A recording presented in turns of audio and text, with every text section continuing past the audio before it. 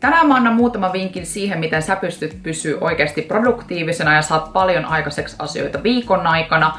Ja jos sä et ole vielä nähnyt mun säännöllisyysvideota, eli vinkkejä säännöllisyyteen, niin katso se. Ja mä oon myös tehnyt muutamia vinkkejä motivaatiosta ja tavoitteista, eli niistäkin voi saada paljon apua, jos sä haluat pysyä produktiivisena. Mä kerron tossa oikeasti tosi tehokkaan työkalu, mitä mä käytän oikeastaan päivittäin. Ne pitää mut tosi produktiivisena, niin jos sä haluat saada ne käyttöön, niin kannattaa katsoa videon loppuun asti.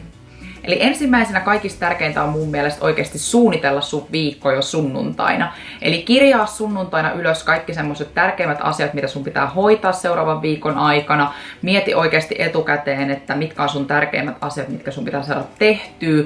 Merkkaa kaikki tapaamiset ja niin edespäin. Sitten kun sä oot alkanut suunnittelemaan just sitä sun viikkoa, niin kannattaa ottaa kalenteri esiin. Mä käytän yleensä Google-kalenteri, mutta mä käytän myös väliin tällaisia paperiversioita ja laitan sinne kaikki ylös semmoset niinku tärkeimmät jutut.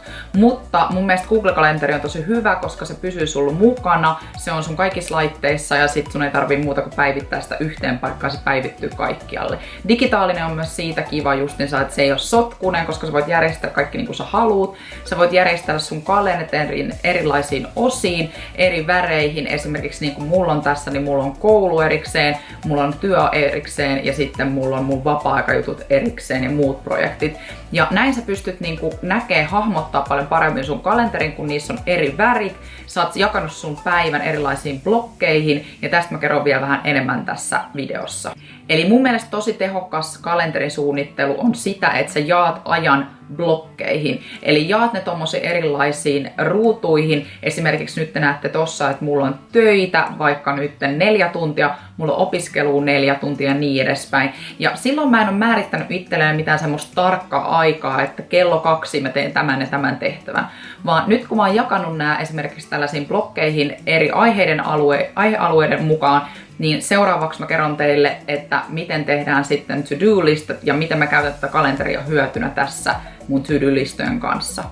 Eli kalenterin lisäksi mä käytän Evernote-muistiinpanojärjestelmää. Tätä mä suosittelen kaikille, koska se on ilmainen ja tää on samanlainen, että tää synkronoituu kaikkiin sun laitteisiin mukaan. Ja mä oon laittanut tänne aina niin kuin eri tägeen kanssa silleen asioita, mitä mun pitää tehdä nyt, seuraavaksi ja vähän myöhemmin.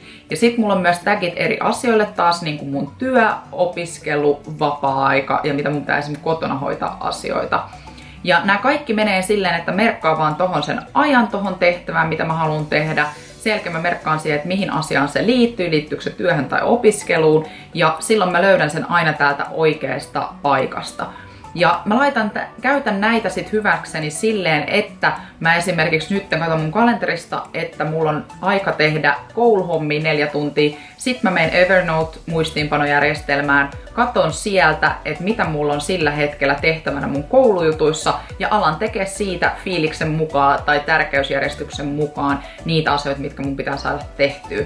Ja sit mulla on se 4 tuntia aikaa hoitaa ne hommat ja sen jälkeen mä siirryn seuraavaan blokkiin. Eli esimerkiksi, että mun pitäisi tehdä nyt työjuttuja, niin sit mä siirryn siihen ja niin edespäin.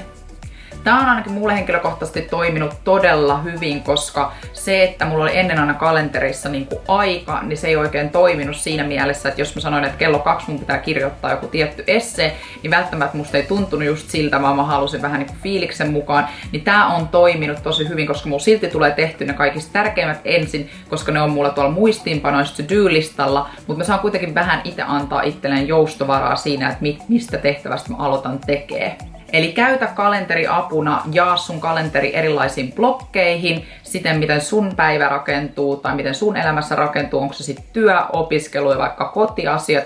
Ja jaa ne sinne kalenteriin silleen, kun sä haluat niitä tehdä tai mitkä ajat sun pitää tehdä. Ja käytä tuota Evernotea mukana siinä, että sä laitat sinne aina to-do-listat ja merkkaat ne niiden tageen kanssa, niin sä pystyt hyödyntämään sitä systeemiä tosi tehokkaasti. Tässä oli tosiaan mun vinkit produktiivisuuteen. Toivottavasti näistä oli sulle jotain hyötyä. Ja tämän viikon toisessa videossa mä tuun itse asiassa näyttää teille parhaat appit, mitä mä käytän mun iPhoneessa produktiivisuuteen liittyen. Ja näistä on ollut mulle tosi paljon hyötyä ja siinä tulee muutama tosi hyvä vinkki. Eli siihen asti stay tuned ja nähdään sit silloin. Moikka!